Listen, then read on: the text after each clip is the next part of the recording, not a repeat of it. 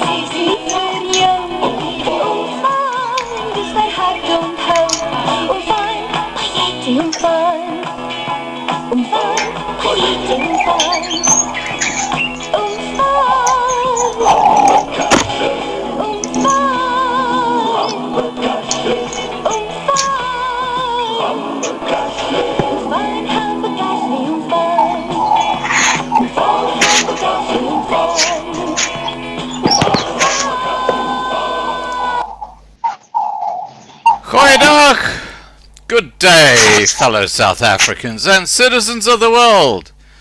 And in a moment we'll be going live to Patrick, who's in Bloemfontein, and he's on his way to this huge food and feed drop. And as you can probably hear, he's there in the background. He's ready and waiting to chat to us. There you are. I see him on the screen right now. All right, now, Patrick. Morning, Scott. Tell us where you are right now. Okay, I'm in Bloemfontein at the moment. Yeah. Still, it's a very beautiful day. Looks like it's going to be quite a hot day today in Bloem as well. Right. So we're just going to wait until the shops open at about 8 or 9. Yeah. Then we're going to buy vegetables for the 55 families. Right. And then from there, once we've done that, we'll load that, and then I'm going to go through to Bultfontein. Okay, so you're going to buy the food here in Bloem? Yeah, because in Bultfontein there's not really a fruit and veg shop, so we have to buy everything here in Bloem. Yeah. So I'm going to do that this morning, and then go straight to Derby. Yeah. What time do you expect to be? What time do you expect to be with Derby? Most probably before 12. Okay. All depends, of course, on the roads. If there's no nonsense on the roads or anything like that. Yeah. Yeah. Understood. All right. That's fantastic. Now, would you like to show the channel the sort of food that you're taking up to Uppington to the no people problem. over there? Camera quickly.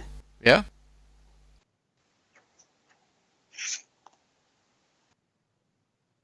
Sorry, guys, we got a poor link here. Let me see if I can get this. We've lost the video image, Patrick. We've just got your little logo. I can still hear you though. Sorry, I'm just trying to get nice the camera to work. Yeah, nice to see you. It's good. It's good. Now I've got the logo again. Now I can see you. So whatever you're doing now is right. I see the logo. Can you see anything, Scott? No, I just see the logo. Before, a moment ago, I saw you. The other way works. Just going to lift up the sail, yeah? Yeah, Underneath the sail, I can't see anything. I just see a logo. can you see anything? No, I just see a logo. Well, underneath, yeah, we're covering it up for the weather, so Yeah. underneath the sail is 55 bags of food, and potatoes, and there's more porridge. Yeah. Are you able We've got to to get the video rest up. happening again? Hmm? Are you able to get the video back again? Because I just see the little logo. Right? I just see your little Farmer's Aid logo at the moment. Is that? Oh, there you go. I'll Now try I and see get it. Now I see it. Okay, now we're good. Okay, so I'll just lift the sail up yeah. so you Okay. can see.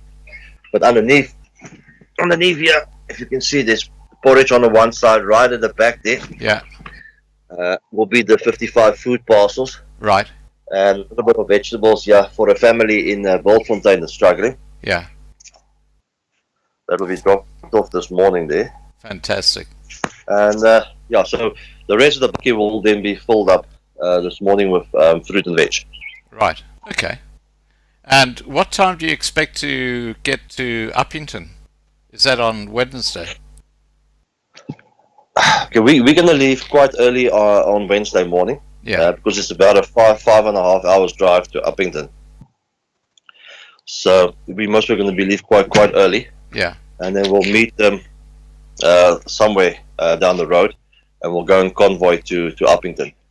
Right. Fantastic. And what do you think of Bloemfontein? Are the streets clean? I mean, what was your impression when you came into Bloem today?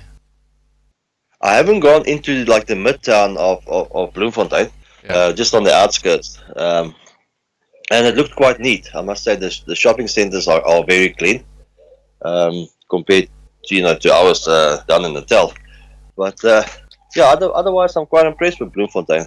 Like I said, I haven't gone into the main town, so I don't know how it looks down there. Yeah. But when we travel today, we'll get a bit more of an idea of how this little town looks like. But yeah, so far so good. And you were saying last night that there were problems on the road to Bultfontein, people being stoned as they drove past and stuff like that. Yeah, it's the road that goes from Bloemfontein to Bultfontein. It's a little place. There's a little township on the way there. I think it's called Soutpan, if I'm not mistaken. Yeah. There they were blocking the roads, and they were throwing cars with stones. That's why we didn't go through yesterday to Bultfontein. Yeah. But when I spoke to Darby, he said that they cleared it up. There's no issues. So far this morning, touch wood, everything is well to go. Yeah. And how much maize is Darby going to be donating to this? Yes, well, Darby is donating, I think, about 3 tons of maize, if I'm not mistaken. And he's also the farmer actually who donated this bucket for us to use. So Fantastic. yeah. But what I'll do is when I'm on Darby's farm, we'll go around and just show the people and give them an idea the drought that they are facing at the moment. And Bultfontein, there's a drought for about 5 years now, or they're going on to the 6th year. Yeah. Uppington is even worse. So what we basically just want to show, Scott, is what it is to walk in the farmer's shoe just for a day, and what they have to face. I spoke last night to somebody, and I said, listen, every time you go and eat a plate of food, I said, before you eat, I said, you just need to think how hard it was for a farmer to get that plate of food on your table, because they face so many challenges. And I'm gonna give the viewers a bit of an idea how it is to walk on a farmer's shoes just for a day when I'm there by Derby. Yeah. Yeah. Well, especially in South Africa. I mean, you've had those terrible droughts. You've got those farm attacks. You've got you've got a feral government. There's so many things that are working against the farmers. It's just No, incredible. it is. Everything is against the farmers. It's very sad to see, and I've always say I encourage people to actually just go spend a day with a farmer on his farm and just experience what they experience on a Yeah. daily basis. You can just experience it for one day. Yeah, I mean, if you take a farmer like Darby, he's a farmer that's already struggling. Banks is after his farm and all kinds of stuff. Yet they still donate to help the people. Yeah. You know, Oh, they've got and that huge quality, hearts. yeah, that quality of a farmer is very hard to find in South Africa. You know, I have to tell you that Darby is one of the most special people I've ever met in my life. Yeah, He is no, so, he is so, he like never makes a big noise. He just sits there in the background, and yet he's the most generous man I think I've ever met. no, he is. I mean, I was so surprised. He came through to my place in KZN on Saturday, and he was driving 80, 90 with this vehicle that he was towing. Um, it took him hours. I think he left 5 o'clock in the morning. Only got to my place about 2 in the afternoon. Wow. Just to drop off the vehicle so that we can bring the stuff up. That type of a quality of a person is very hard to find. Really, he's more like a brother than the farmer to me at the moment. Yeah. Oh, look, he's a hero in this channel, like yourself. He's just a very special person. No, he is. He is. And he's just one of many. We'll see some of those farmers. Or the viewers will see some of those farmers in Uppington as well. How they battle and stuff. Yeah, it's just a very sad case. It's Yeah. So see how farmers. what we're going to see over the next couple of days is the reality of South Africa, not the BS that you see in the media. Are you going to see the real face of farming South Africa and the trauma they're going through? Oh, it is. Well, Scott, it's not only just the farmers. I've had so many calls now from people in Newcastle that's begging me for food parcels. Yeah, I've heard and what's clothing. happening there. Yeah. So I said, I'll get to them after this food drop. But it's shocking. Once a farmer is asking for food, not only for his animals or for himself, he must know he's really in dire straits at the moment. Yeah. And the Because government does, from a farmer's point of view, they're very proud people. yeah, and the government does absolutely nothing to help them. No, they're not interested. They've been 25 years in power. They not once sat down and said, listen, let's try and do something for the farmers. Let's try and help them through the drought, or let's try and make a way to stop these farm attacks. They're just not interested at all. They don't care what happens to the farmer.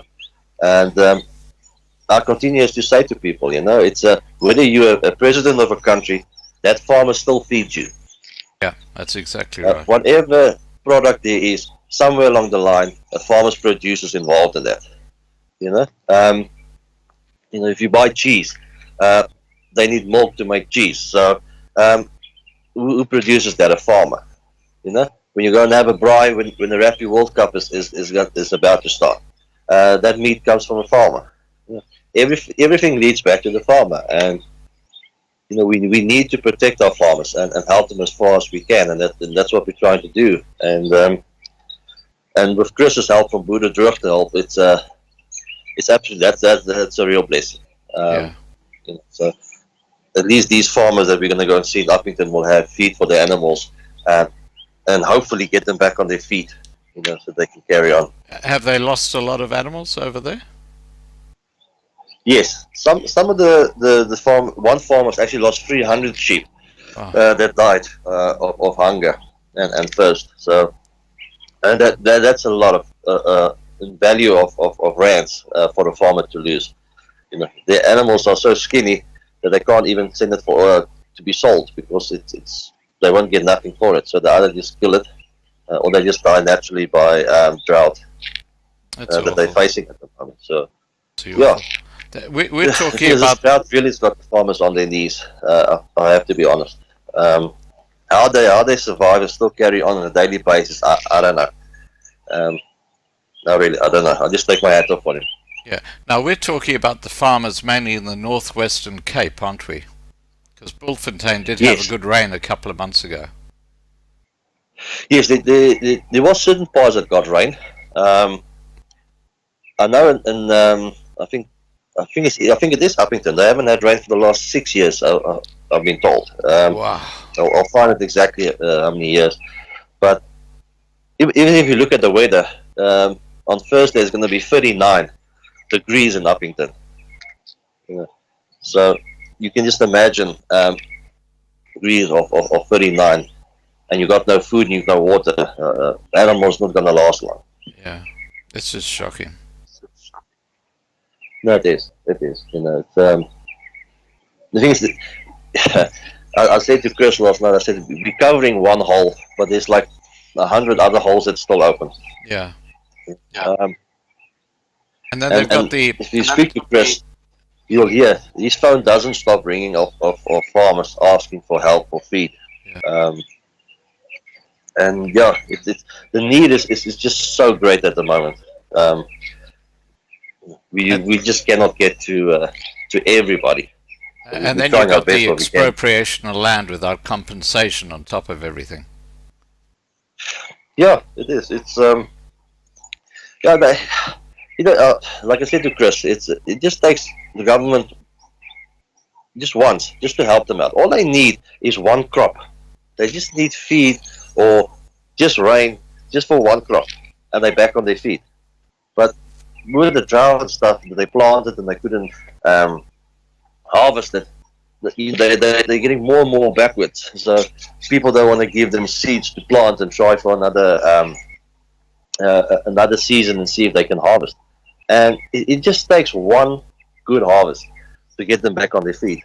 Yeah. And that's what we're trying to do. We're trying to arrange whatever funds we give to Darby and say, listen, try and get one more harvest to get you out of trouble, And so yeah, that's the short of it. But yeah, we're gonna have a live stream for a year, and we still won't cover up everything what's happening to the farmers. Yeah. No, it's very, very sad. And just so the people watching know, one of the real tragedies here is that on one hand you've got a feral ANC government who are really trying to destroy the established farming industry, who've declared the areas that we're going to, which is up near Uppington, as disaster areas. Now, normally a government, when there's a disaster area with farming, provides funding. But they are providing no funding at all to those farmers, not even R1, while they are spending billions of rands on startup black farmers who are being provided with land. And your established farmers who really are the ones who've actually got a product going, they've got a business going, they're just ignoring them. That's one of the big reasons we're having to do what we're doing this week. Isn't that right?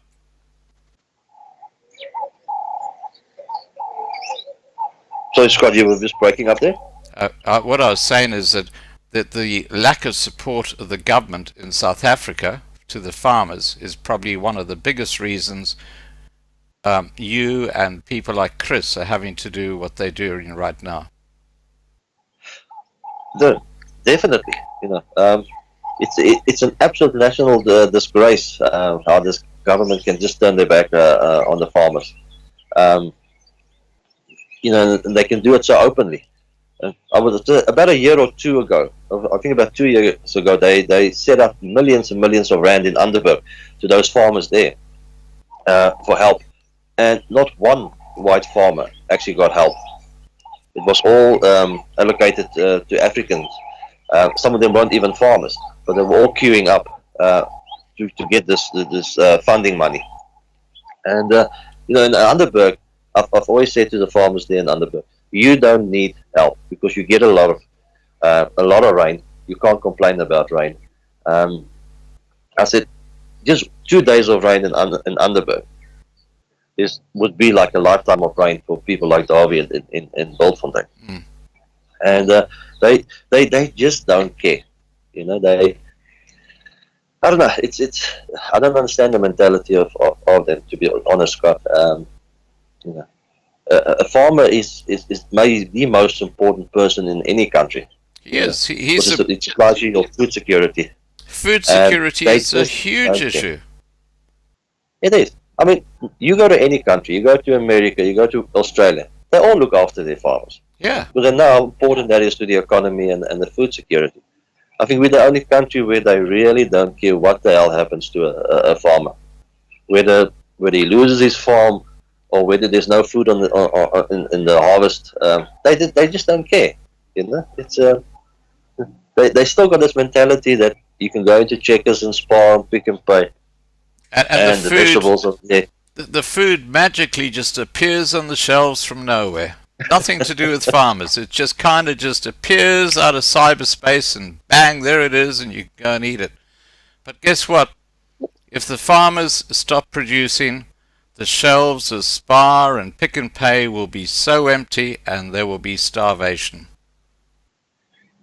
No, it is. I mean, I think I did tell you the story yesterday, how 2 buses came into Howick. And how they wanted to loot the shopping centre in Howick, the Pick and Pay. You know, and they came in on buses. They can get in the bus and just stop at the shopping centre and just go and loot the Pick and Pay and stuff. You know, it's unreal. And that was at Howick. What is happening at the moment? That was at Howick in the Natal Midlands. Yeah, that what happened in Howick. They came with 2 buses. I think if I recall the story, I think they tried to get weapons. They couldn't. Then they went to the Pick and Pay centre, and there's like a Pick and Pay, there's a Clicks and all other different shops. And when they stormed that centre, the security, of course, ran for their life. Yeah. Pick and Pay closed their doors quite early. But I heard that Clicks couldn't close their doors early. So they got in there. I don't know if they ransacked the whole Clicks, I'm not sure. I'm still waiting on updates, but yeah, that happened yesterday in Howick. It's absolutely ridiculous what's happening. I mean, it is becoming a state totally in anarchy. It's absolutely ridiculous. No, it is. You know, their whole priorities is just wrong. You know, if you hear Ramaphosa speak, they're more concerned about women abuse in this country, how devastating that is and how wrong that is and stuff. But they will never ever mention how wrong a farm attack is. Yeah. How wrong of raping an 8-year-old girl is for no reason. Nothing like that gets mentioned. You know, and I don't say that women's abuse is not a thing to be concerned about. It is, but you know, it's a farmer produces your meal every night. The least you can do is say, listen, let's sit around the table, let's work out a way how to protect these farmers. Yeah. You know? I think there's nothing worse that one human can do to another than actually rape them. I think that is absolutely disgusting. And I think that lifetime in prison is a very good response for someone who does something as atrocious as that. But, you know, getting to your point about the farmers have for years been complaining about the crimes, and the government has never acknowledged, you know, what's going on in the farming community. And it's not just the white farmers, it's the black farmers, it's the brown farmers, it's the Indian farmers that are also getting attacked. And it just so happens that the main focus of the farming industry is the white farming, because they've been doing this for generations and they've got these huge commercial farms, and if you shut them down, you're going to land up with a community that is starving, which is exactly what you're saying. And that should be something that should be topmost on the government's concern. No, exactly. You know, they should have done this 25 years ago. You know, and 25 years further on in this new South Africa, it still hasn't been done anything. Yeah. You know, and if you speak to farm workers and you speak to them and say, listen, with this whole thing happening with the taking of the farms, what are you going to do with the farm? And they'll if you speak to them, they'll tell you straight, we don't want the farm. All they want is a little piece of land where they can put 2 cows and 1 sheep and plant 10 millies. Yeah. That's all they're looking for. But They say they don't know what to do with a big farm. Patrick, I understand that, because if you look at people like the Zulu Nation, their whole culture is based around having a few cattle, and then you use those to go and buy a wife or whatever. It's that's their culture. They have no understanding of a huge commercial farm where you have 10,000 cattle and you feed them and all this sort of stuff. It is a totally different world to them. No, it is. I said to another African, I said, there's way more to farming than just going to the ground and plant seeds. I said, there's a whole business side to farming as well. Yeah. I said, it's not a case of just. I said, when you see, I said, any idiot can plant 10 millies into the ground. I said, but these farmers do hectares and hectares of things. Thousands of hectares. Said, these grounds that need to be prepared. You got to know about this. Oh, there's so much things that you need to know about farming, and they really don't know jack. Yeah. And I mean, you can give them a farm tomorrow that's work 100%. They'll stuff it up within a month. Well, I've seen so many examples of that since I've been, really concentrating in South Africa in the last 18 months. Really productive farms that today all the tractors are rusting in the field and nothing works. Nothing's been harvested. Now, mate, have you got to get ready to go off to Bultfontein? Yes, I'm just waiting for the shops to open. Okay. And then we're going to go and see where we can get quite a bit of vegetables for the people. Yeah. And then once that is done, then I'll head down to Derby. Okay. Now, just for the people watching on the side chat here, the situation is that Patrick's just got up. It's about 6:30 in the morning your time? Yes, it's just after 6 now. Got up at about 5. Okay, well, so what's going to happen is Patrick's going to go and buy some fruit and vegetables for the farmers that they're going to be helping, and then he's going to be driving up to Bultfontein. And Sherry says a huge hello to Patrick. She's one of our moderators. What's going to happen is that Patrick's going to drive up to Bultfontein. How far is Bultfontein from Bloemfontein, Patrick? Scott, from Bloemfontein, it's about just over an hour, so it's not far. So what time do the shops open for the groceries? They say roughly about 9 o'clock. The fruit and veg open. I think the fruit, I've been told, it's quite a distance from here, so we'll be leaving soon. Yeah. So that we can get there by 9, and then buy that and put it into the vehicle, and I'll shoot off straight from there. Yeah. Okay. So you'll probably be with Derby at about 11 a.m. this morning, South African time. Yeah. Okay. So that what we'll do is we'll probably cross back to you around about that time with another live stream, so we can get another update on how things are going. And in the meantime, look, please take care. I know the roads are dangerous. I know there's a lot of shit happening on the roads. You got a lot of people out here rooting for you. And we'll catch up very shortly. That'll be great. Also, Scott, just one thing, just if the people can just pray for Chris and them. A lot of those feed that's packed, they're going on faith. Some of them don't have the diesel money to even go, so they're just putting it on the vehicles and hope that God supplies. That's how they're doing this whole trip. So, and so people must just pray for them as well, because they're doing a fantastic job. Oh, look, I put those photos up last night that you sent me, and oh, wow, the amount of feed that they're taking down is incredible. It is. It's amazing how people just just came aboard, and this one said, no, this one is loading 2 trucks. This one is people coming with their cars and their trailers. Yeah, it's just amazing to see how these people just come together from all over the country. And we don't know each other. We're only going to meet each other really in person when we meet on Wednesday. But yeah, it's like one big happy family. Everybody's excited. We can't wait to get done with the distribution. Yeah, everybody's just extremely excited. Well, someone's just said here, you're a precious angel. And I think everyone involved in this project is an angel, because what they're doing is helping out people who've been put in a position which is just ridiculous. No, it is. I've always said we're not nothing special. We are only the delivery boys. It's the people that donate and the people that support us so that we can do this for our people. Those are the true heroes. We are only just the delivery boys. Yeah. Now, Patrick, if someone wants to donate money for the diesel, because someone's actually raised that, Cherry's actually raised that here, can I get them to post that money to your PayPal account? And what can they?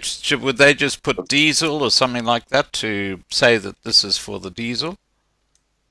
Yes, that'll be fantastic. They just put reference as diesel, because what happens is if the license comes through and there's no reference, we normally just put it straight into the charity for food and stuff. Yeah. But if they specifically say it's for diesel, then we send it straight to Chris.